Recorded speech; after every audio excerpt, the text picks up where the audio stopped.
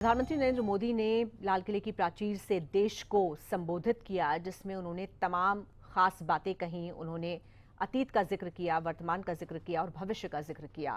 लेकिन सबसे पहले उन्होंने शुरुआत मणिपुर से की। क्या कुछ उन्होंने कहा मणिपुर के बारे में, आपको सुनवाते हैं।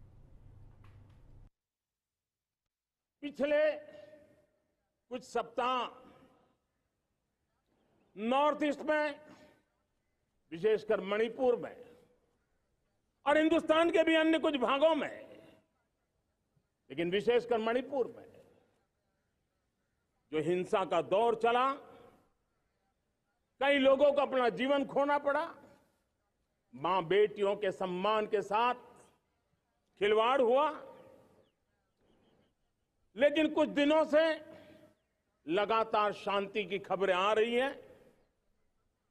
देश मणिपुर के लोगों के साथ है। देश मणिपुर के लोगों को पिछले कुछ दिनों से जो शांति बनाए रखी है, उस शांति के पर्व को आगे बढ़ाए और शांति से ही समाधान का रास्ता निकलेगा। और राज्य और केंद्र सरकार मिलकर के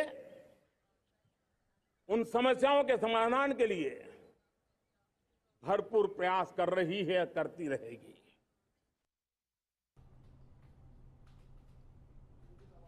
इसके अलावा प्रधानमंत्री ने प्राकृतिक आपदा का भी जिक्र किया अपने संबोधन में और साथ ही साथ युवाओं को भी संदेश दिया। क्या कुछ कहा, सुनिए।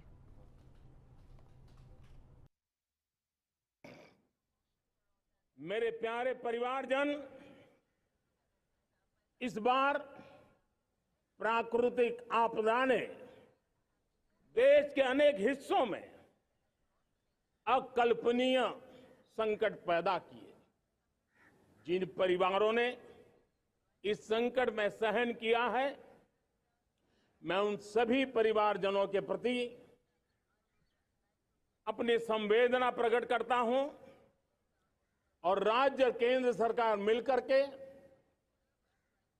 उन सभी संकटों से जल्दी से मुक्त होकर के फिर तेज गति से आगे बढ़ेंगे, ये मैं विश्वास दिलाता हूं। युवा शक्ति पर मेरा भरोसा है। युवा शक्ति में सामर्थ्य है और हमारी नीतियां, हमारी रीतियां भी उस युवा सामर्थ्य को और बल देने के लिए है। आज मेरे युवाओं ने दुनिया में पहले 3 स्टार्टअप इकोसिस्टम में भारत को स्थान दिला दिया है। विश्व के युवाओं को अचंभा हो रहा है भारत के इस सामर्थ्य को लेकर के, भारत की इस ताकत को देख करके। आज दुनिया टेक्नोलॉजी ड्रिवन है और आने वाला युग टेक्नोलॉजी से प्रभावित रहने वाला है।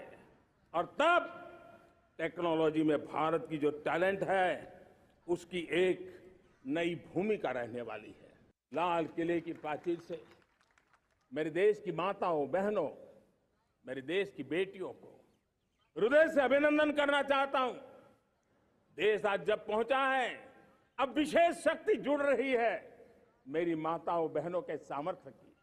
आज देश प्रगति की राह पर चल पड़ा है, तो मैं मेरे किसान भाई बहनों का भी अभिनंदन करना चाहता हूं। ये आप ही का पुरुषार्थ है, ये आप ही का परिश्रम है कि देश आज कृषि क्षेत्र में आगे बढ़ रहा है।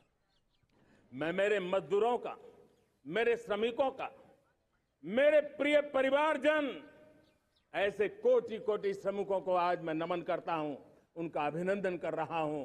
देश आज जो आधुनिकता की ओर बढ़ रहा है, विश्व की तुलना करने वाले सामर्थ्य के साथ नजर आ रहा है, उसके पीछे मेरे देश के मजदूरों का, मेरे देश के श्रमिकों का बहुत बड़ा योगदान है।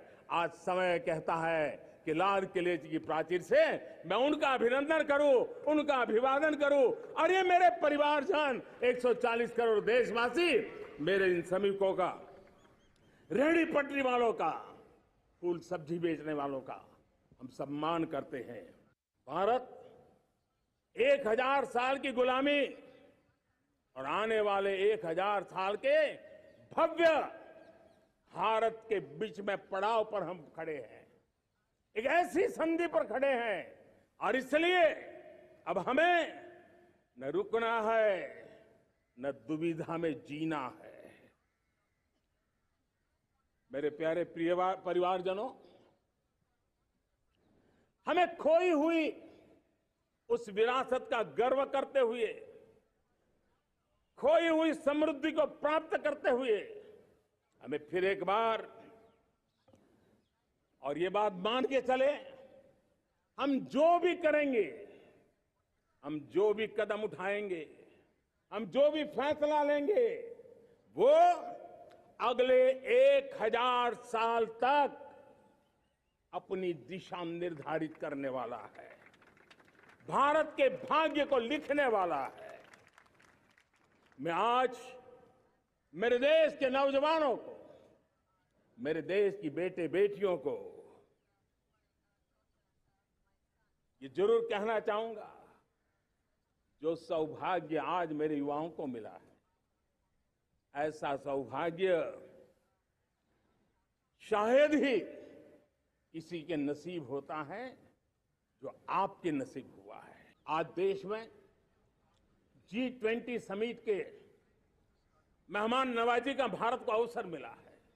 अब पिछले 1 साल से हिंदुस्तान के हर कोने में जिस प्रकार से G20 के अनेक ऐसे आयोजन हुए, अनेक कार्यक्रम हुए हैं, उसने देश के सामान्य मानवी के सामर्थ्य को विश्व को परिचित करा दिया है, भारत की विविधता का परिचय कराया है, भारत की डायवर्सिटी को दुनिया अचंभे से देख रही है और उसके कारण भारत के तरफ आकर्षण बढ़ा है, भारत को जानने की, समझने की इच्छा जगी है।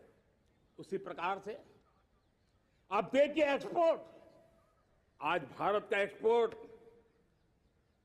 के तेजी से बढ़ रहा है और मैं कहना चाहता हूं दुनिया के एक्सपर्ट्स इन सारे मानदंडों के आधार पर कह रहे हैं कि अब भारत रुकने वाला नहीं है।